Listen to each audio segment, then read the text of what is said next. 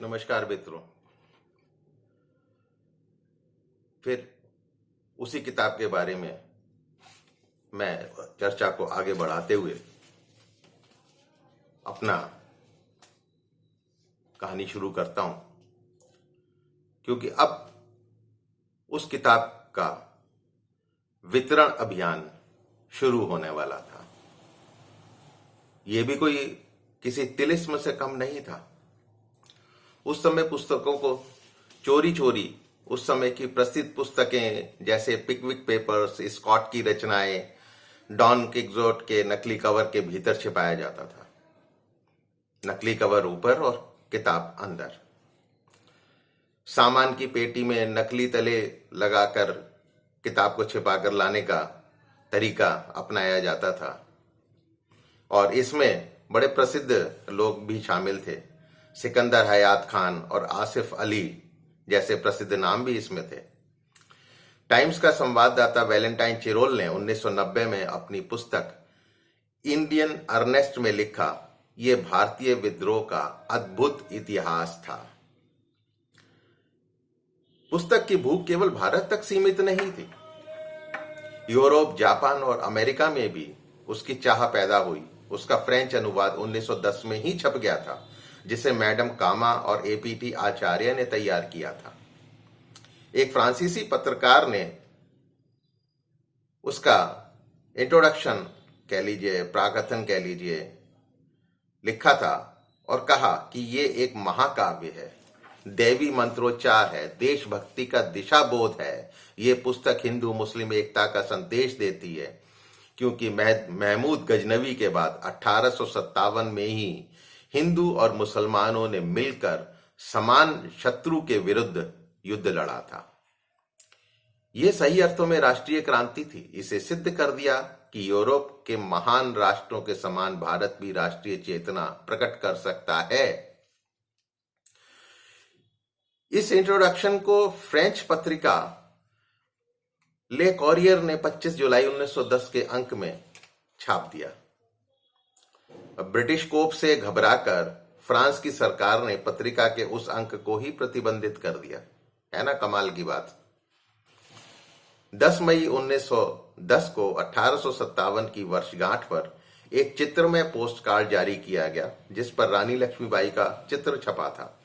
चित्र के नीचे सूचना छपी थी कि 1857 का भारतीय स्वतंत्रता समर पुस्तक को पाने के लिए मैडम BR कामा का पेरिस के पते पर पत्र लिखें या न्यूयॉर्क की FH पब्लिकेशंस कमेटी को पत्र लिखें।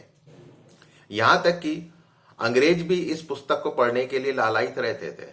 उस समय खिलाफत आंदोलन के प्रसिद्ध नेता मोहम्मद अली को यह पुस्तक अपने अंग्रेज मित्र चार्ल्स क्लीवलैंड से उपहार में मिली थी। 1910 में वीर सावरकर को लंदन से गिरफ्तार कर 50 साल यानी 2 जन्मों का कारावास देकर अंडमान भेज दिया गया। इस आघात से संभलने के बाद लाला हरदयाल सिंह, वीरेंद्रनाथ चट्टोपाध्याय, मैडम कामा ने अंग्रेजी का दूसरा संस्करण भी छाप मारा, लेकिन उसकी कुछ कीमत रखी गई ताकि क्रांतिकारियों की सहायता की जा सके। अब 1911 में Lala Hardayal Singh San USA में पहुंच गए। 1913 में गदर पार्टी की स्थापना की और गदर नाम से मासिक पत्रिका निकालनी शुरू कर दी। जनवरी 1914 से गुरुमुखी में पंजाबी संस्करण धारावाहिक रूप से छापना शुरू कर दिया इस किताब का।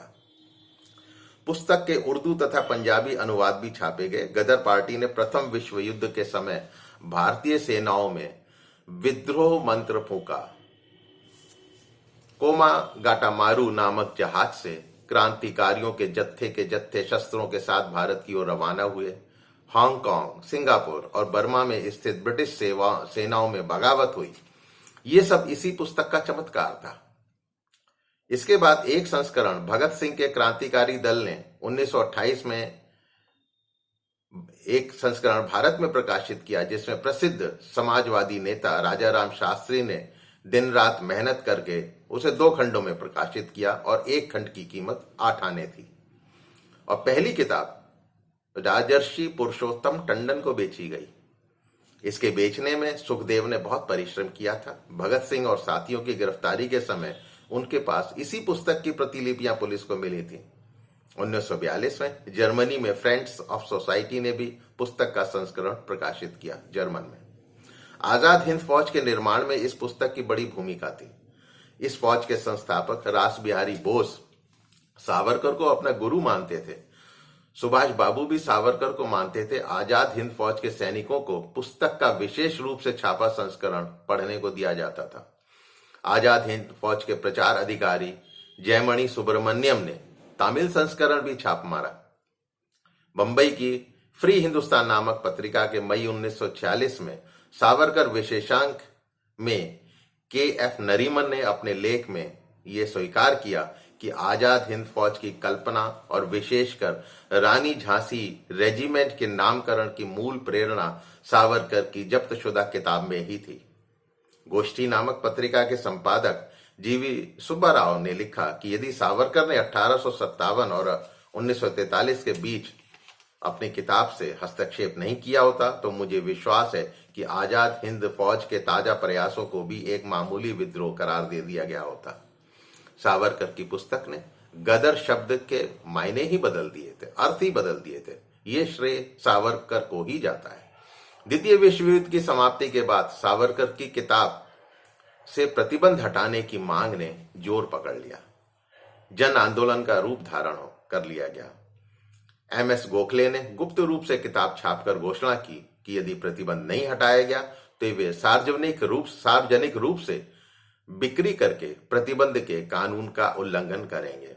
तब जन भावनाओं को पहचान कर उस समय बंबई प्रांत की कांग्रेस सरकार ने मई 1946 में सभी रचनाओं पर से प्रतिबंध हटा लिया और 48 वर्ष पुराने ब्रिटिश सरकार के आदेश को रद्द कर दिया। तब जनवरी 1947 को प्रथम कानूनी संस्करण प्रकाशित हो पाया था।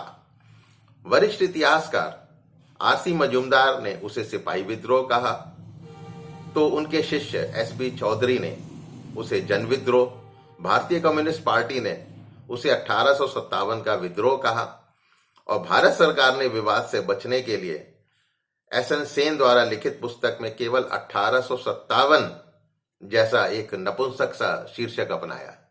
कोई अहमियत ही नहीं थी। 2 वर्ष बाद 1959 में मॉस्को में सोवियत संघ ने अमेरिका के दैनिक पत्र न्यूयॉर्क डेली ट्रिब्यूनल में कार्ल मार्क्स एवं फ्रेडरिक एंगल्स द्वारा 1857 के क्रांति लेखों का संकलन प्रकाशित किया और प्रथम भारतीय स्वतंत्रता समर 1857-59 शीर्षक दिया गया। ये वीर सावरकर की एक भारी विजय थी। मेरे किसी मित्र ने लिखा था कि उन्होंने अंग्रेजों से माफी मांगी थी और इस बारे में किसी अंग्रेज को उन्होंने नहीं मारा रिहाई के बाद। वास्तव में उन्होंने कभी किसी अंग्रेज को नहीं मारा, किसी के अंग्रेज की हत्या नहीं करी। उन्होंने अपनी लेखनी से वो क्रांतिकारी काम किया कि अंग्रेजों के खिलाफ जगह जगह विद्रोह हो गए, उनके छक्के छूट गए। रहा सवाल माफी मांगने या ना मांगने का, ये एक शोध का विषय है और इसमें मैं फिलहाल कोई कमेंट नहीं करूंगा क्योंकि हम वही जानते हैं इस उम्र में भी जो हमें इतिहास में बताया गया है या पढ़ाया गया है। तो मित्रों, ये पूरा किस्सा आपको कैसा लगा? बिना किसी संकोच के आप कमेंट बॉक्स में कमेंट कीजिए, अपने आने वाली जनरेशन को बताइए, मेरे चैनल को सब्सक्राइब कीजिए और यदि इस विषय में या इस किताब की डिटेल्स जानने की उत्कंठा है तो ये किताब लगभग 400 पृष्ठों से ऊपर की है और यदि आपका सुझाव होगा तो मैं कुछ अंश वीडियो में अपलोड करने की कोशिश करूंगा, लेकिन मुझे आपके सुझावों का इंतजार रहेगा। तब तक आपसे इजाजत चाहता हूं, फिर मिलूंगा अगली किसी कहानी के साथ अनंत कथा सागर चैनल में। सब्सक्राइब करना मत भूलिएगा। धन्यवाद। नमस्कार।